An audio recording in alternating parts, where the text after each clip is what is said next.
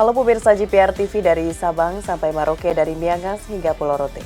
Bertemu lagi bersama saya Mona Zarinisak dalam program Kominfo Newsroom.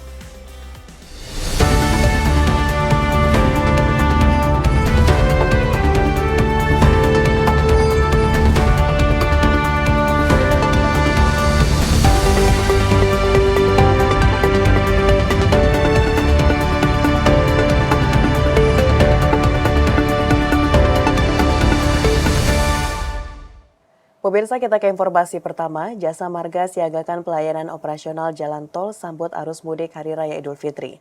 Melalui sistem terintegrasi, Jasa Marga menggunakan teknologi digital yang dapat memantau dan memberi kebijakan pengaturan lalu lintas.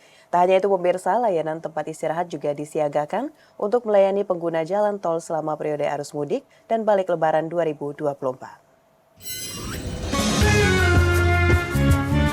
Dalam rangka memastikan kelancaran libur panjang periode arus mudik dan balik Idul Fitri 1445 Hijriah, PT Jasa Marga Persero menghadirkan Super App Jasa Marga Integrate Digital Map. Sistem ini mengintegrasikan seluruh peralatan informasi dan komunikasi di jalan tol Jasa Marga Group, menghasilkan data dan informasi yang kemudian dianalisis oleh sejumlah pakar di Jasa Marga untuk dimanfaatkan secara optimal oleh para pengambil keputusan. Ade Rukmana selaku manajer area Jasa Marga Toll Road Operator mengatakan, melalui sistem ini pemangku kebijakan bisa mengambil keputusan dengan cepat dan tepat jika terjadi kepadatan pada arus mudik dan balik Lebaran. Dengan jumlah lalu lintas yang banyak itu, Jasa Marga bisa memperkirakan jam berapa terdapat antrian, akan menimbulkan kepadatan gitu ya. Sehingga keputusannya tepat, sehingga nanti akan diambil rekayasa lalu lintas. Kapan dilakukannya saat yang tepat dilakukan kontraflow misalkan ya.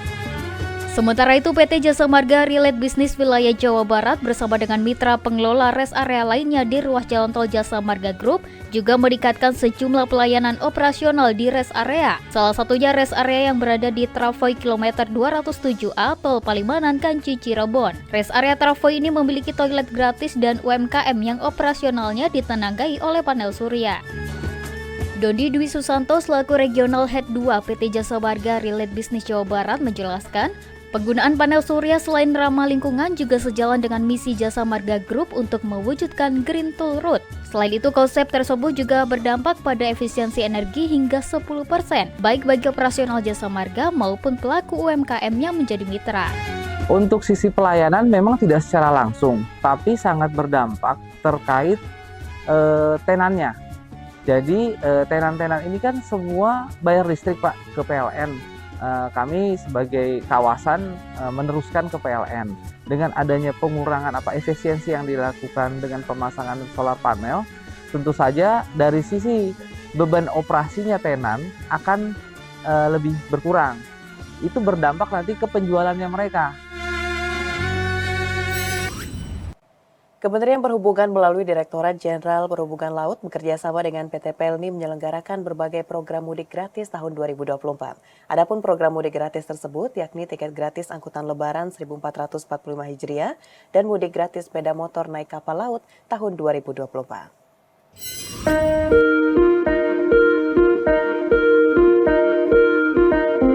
Kementerian Perhubungan melalui Direktorat Jenderal Perhubungan Laut bekerjasama dengan PT Pelni menyelenggarakan program mudik gratis tahun 2024 untuk keberangkatan awal pada arus mudik yakni tanggal 27 Maret dan keberangkatan akhir atau arus balik yakni pada tanggal 24 April 2024. Tersedia 13.000 tiket kapal gratis ke berbagai rute pelayaran di Indonesia yang dapat diakses pada laman Instagram resmi PT Pelni @pelni162. Seperti PT Pelni Cabang Ambon menyiapkan sebanyak 15 kapal untuk melayani mudik dan balik gratis Idul Fitri 1445 Hijriah di Pelabuhan Yosudarso Ambon. 15 kapal tersebut akan melayani 6 rute di kawasan Indonesia Timur mulai 30 Maret hingga 17 April. PT Pelayaran Nasional Indonesia Cabang Jayapura juga mempersiapkan 5 armada kapal penumpang guna mengantisipasi lonjakan penumpang arus mudik Lebaran 2024. Lonjakan penumpang diprediksi akan terjadi pada 5 April atau 5 hari menjelang Idul Fitri 1445 Hijriah. Adapun syarat dan ketentuannya yakni pendaftaran tiket mudik gratis penumpang dilakukan di loket keberangkatan. Penumpang membawa KTP asli dan fotokopi. Tiket gratis hanya diperuntukkan untuk kategori tiket ekonomi. ini. Pencetakan tiket dapat dilakukan paling lambat 1 hari sebelum keberangkatan. Untuk informasi lebih lanjut, Anda dapat menghubungi kontak center Pelni 162 atau di WhatsApp 0811 162 162. Tak hanya itu, Kementerian Perhubungan melalui Direktorat Jenderal Perhubungan Laut bekerja sama dengan PT Pelni juga menyelenggarakan program mudik gratis sepeda motor naik kapal laut tahun 2024 dengan menggunakan KM Dobon Solo dari Jakarta ke Malang dan sebaliknya. Periode pendaftaran online mulai tanggal 13 Maret hingga 4 April 2024. Untuk informasi lebih lanjut, Anda dapat membuka laman mudikgratis.debhud.go.id. Beralih ke informasi lainnya pemirsa, hari ini Presiden Joko Widodo meninjau langsung banjir di Kabupaten Demak, Jawa Tengah. Dalam kunjungannya, Presiden meninjau distribusi bantuan dan perbaikan tanggul yang jebol. Presiden Joko Widodo meninjau langsung lokasi terdampak banjir di Kabupaten Demak, Jawa Tengah pada Jumat 22 Maret 2024.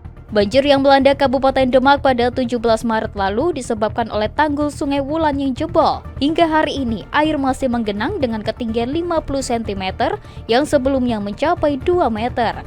Dalam kunjungannya, Presiden ingin memastikan perbaikan tanggul yang jebol sudah tertangani dengan baik. Sebelumnya, Presiden telah memerintahkan Badan Nasional Penanggulangan Bencana dan Kementerian Pekerjaan Umum dan Perumahan Rakyat untuk bergerak cepat dalam menangani banjir dengan melakukan penutupan tanggul Sungai Wulan di Duku Norowito, Desa Ngeplik Wetan, Kecamatan Karanganyar, Kabupaten Demak.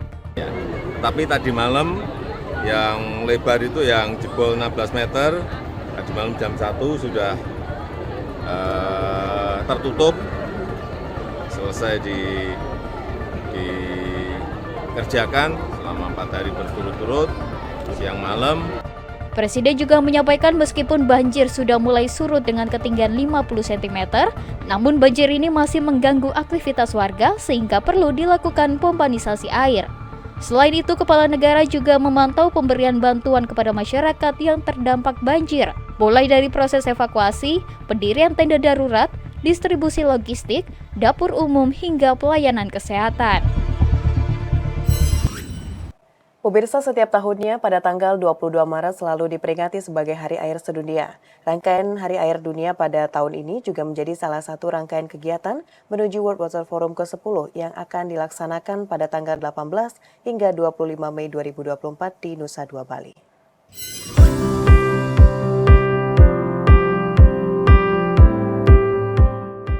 Hari Air Sedunia yang diadakan pada tanggal 22 Maret merupakan peringatan tahunan PBB yang berfokus pada pentingnya air bagi kehidupan di dunia. Berawal dari sidang umum PBB ke-47 yang dilaksanakan di Rio de Janeiro, Brasil pada tanggal 22 Desember 1992. Hari Air Dunia digagas untuk meningkatkan kesadaran serta dukungan publik dalam upaya konservasi air dan usaha pengelolaan sumber-sumber air yang berkelanjutan. UN Water sebagai bagian dari Perserikatan Bangsa-Bangsa mengangkat tema Air untuk Perdamaian dalam peringatan Hari Air Dunia ke-32 pada 22 Maret 2024. Fokus utama tema ini adalah kompleksitas isu air global yang dapat menciptakan perdamaian atau konflik. Tema Air untuk Perdamaian diharapkan mampu mendorong kolaborasi internasional guna menciptakan dampak positif, memperkuat harmoni, meningkatkan kemakmuran, serta membangun ketahanan dalam menghadapi tantangan bersama terkait air. Rangkaian Hari Air Dunia ke-32 dimulai dengan kegiatan aksi daerah berupa SDA Goes to School sebagai salah satu cara untuk mengedukasi berbagai hal terkait pentingnya air kepada generasi muda. Hingga puncaknya akan dilaksanakan pada tanggal 22 April 2024 di kampus Kementerian PUPR dengan salah satu agendanya terkait dengan deklarasi hasil Forum Air Indonesia. Rangkaian Hari Air Dunia pada tahun ini juga menjadi salah satu rangkaian kegiatan menuju World Water Forum ke-10 yang dilaksanakan pada tanggal 18 hingga 25 Mei 2024 mendatang di Bali. World Water Forum ke-10 merupakan acara lintas negara terbesar yang akan membahas masalah pengelolaan sumber daya air dan upaya menghadapi tantangan ketersediaan air di berbagai negara secara global. Timnas Indonesia sukses menaklukkan Vietnam dengan skor tipis 1-0 dalam kualifikasi Piala Dunia 2026 zona Asia yang berlangsung di Stadion Utama Gelora Bung Karno, Jakarta, Kamis malam. Kemenangan Indonesia atas Vietnam menjadi kemenangan pertama di babak grup kualifikasi Piala Dunia setelah menanti selama 19 tahun 8 bulan.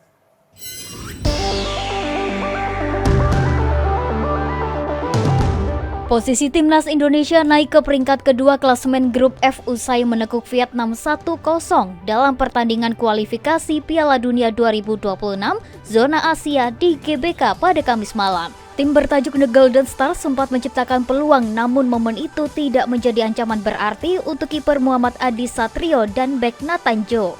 Kinerja baik para pemain secara perlahan membuat Indonesia berhasil keluar dari tekanan dan mulai menemukan irama permainan. Penetrasi serangan yang dibangun Rafael Struijk, Yaakob Sayuri, dan Witan Sulaiman mengancam gawang Philip Nguyen. Namun sayang hingga babak pertama berakhir, Indonesia belum berhasil membuahkan gol.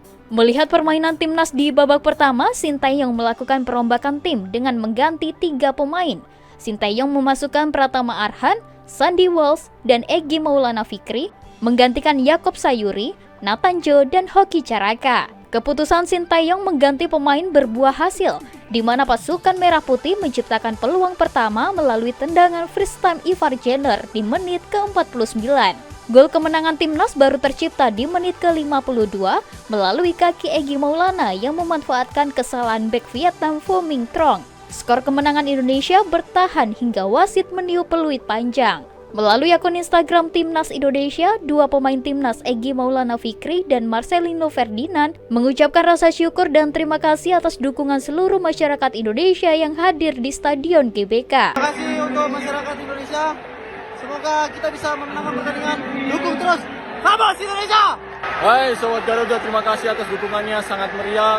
Kita akan mempertahankan kemenangan ini dan kita akan fokus ke pertandingan selanjutnya. Indonesia akan kembali menghadapi Vietnam di Mai Ding National Stadium di Hanoi pada Selasa 26 Maret mendatang. Sementara itu, Presiden Joko Widodo yang turut hadir langsung di Stadion GBK bersama para menteri dan ibu negara memuji aksi para pemain dan pelatih timnas Indonesia. Presiden melihat skuad Garuda bermain sangat apik dan solid pada babak kedua hingga berbuah kemenangan. Melihat kinerja tim, Presiden menyebut kemenangan timnas Indonesia kemarin akan menjadi modal besar Indonesia dalam menjalani laga tandang di Vietnam mendatang. Presiden optimis Indonesia akan berhasil meraih poin penuh di leg kedua Indonesia-Vietnam. Tim Vietnam juga bermain sangat bagus, tetapi alhamdulillah kita mendapatkan poin bisa 1-0. Saya kira ini menjadi modal besar kita nanti waktu main di Vietnam di tanggal 26. Kita babak kedua lagi mulai menekan, mulai menyerang, saya kira bagus.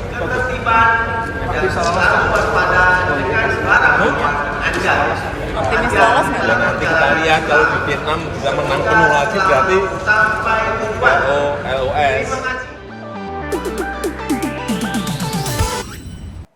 Pemirsa, usai jeda pariwara kami akan kembali dengan informasi lainnya. Tetaplah bersama Kominfo Newsroom.